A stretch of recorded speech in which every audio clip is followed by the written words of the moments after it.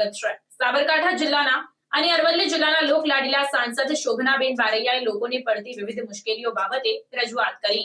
સંસદ ભવનમાં સાબરકાંઠા અરવલ્લી લોકસભાના લોકપ્રિય અને પ્રજાવાત્સલ્ય સાંસદ શોભનાબેન મહેન્દ્રસિંહ બારૈયાજીએ સાબરકાંઠા અરવલ્લી જિલ્લામાંથી પસાર થતા નેશનલ હાઈવેને પૂર્ણ કરવા માટે સરકાર દ્વારા 454 કરોડ જેટલી માતબર રકમ ફાળવી હતી। તે બદલ પ્રધાનમંત્રી નરેન્દ્રભાઈ મોદી સાહેબ અને પરિવહન મંત્રી નીતિન ગડકરીજીનો આભાર માન્યો।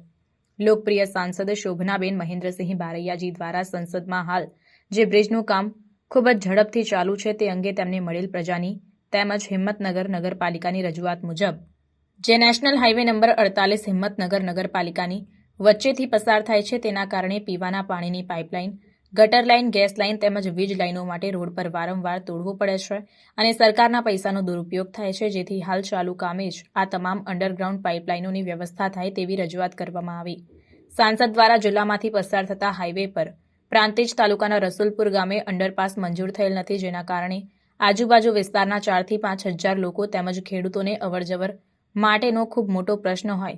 તે સિવાય હિંમતનગર તાલુકાના પીપલોદી તેમજ ભિલોડા તાલુકાના ગદાદર કંપા પાસે અંડરપાસ બનેલ ન હોય ત્યાં ખેડૂતો તેમજ પ્રજાજનોને ખૂબ જ મુશ્કેલીનો સામનો કરવો પડે છે, જેથી આ ચાલુ કામે ત્રણેય અંડરપાસ મંજૂર કરી બનાવવા રજૂઆત કરવામાં આવી। આ સિવાય સાંસદ દ્વારા હાઈવે પરના તમામ બ્રિજની આજુબાજુના સર્વિસ રોડ વરસાદના પાણીના કારણે તૂટી જાય છે, જેને આરસીસી વર્કથી બનાવવામાં આવે તેવી રજૂઆત કરવામાં આવી।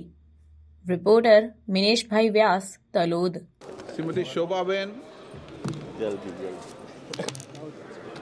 धन्यवाद आदरणीय सभापति महोदय, आपने मुझे शून्यकाल में अपने विषय हेतु बात रखने का मौका दिया।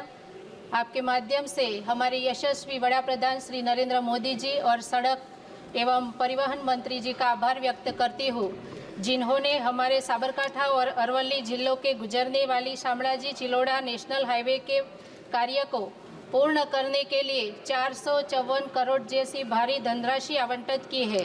मैं हृदय से आभार व्यक्त करती हूँ और साथ में माननीय मंत्री जी का ध्यान आकर्षित करना चाहती हूँ कि वर्तमान में यह कार्य बहुत तेज़ी से चल रहा है, लेकिन मुझे जनता और हिम्मतनगर नगर पालिका की जनता की ओर से अनुरोध प्राप्त हुआ है कि हाईवे नंबर 48 जो हिम्मतनगर पालिका से गुजरता है, उसके कारण पीने के पानी की pipeline, gutter line, gas line के लिए बार बार तोड़ना पड़ता है, जिससे सरकार का पैसों का दुरुपयोग होता है।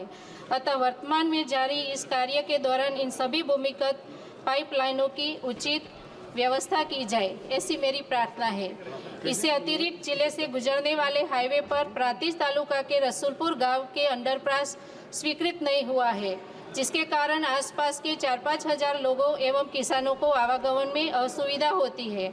इसके अलावा हिम्मतनगर तालुका के पिपलोदी और भिलोड़ा तालुका के गदादर कंपा के पास अंडरपास नहीं हुआ, इसके कारण आम जनता को कठिन परेशानियों का सामना करना पड़ता है। इसलिए इन तीनों स्थानों पर अंडरपास स्वीकृत किया जाए। इसके अलावा हाईवे पर स्थित सभी पुलों के आसपास सर्विस रोड बारिश के कारण बारंबार टूट जाते हैं, इसलिए इसे आरसीसी तर्क से बनाया जाए, ऐसी मेरी प्रार्थना है। धन्यवाद महोदय। આવા ન્યૂઝ જોવા માટે સાબર આવાજ યુટ્યુબ ચેનલને સબસ્ક્રાઇબ કરો અને લાઇક કરો, જેથી હવે પછીના દરેક સમાચાર સબસ્ક્રાઇબ કરેલા હશે તેઓને નવા સમાચારની માહિતી મળી જશે।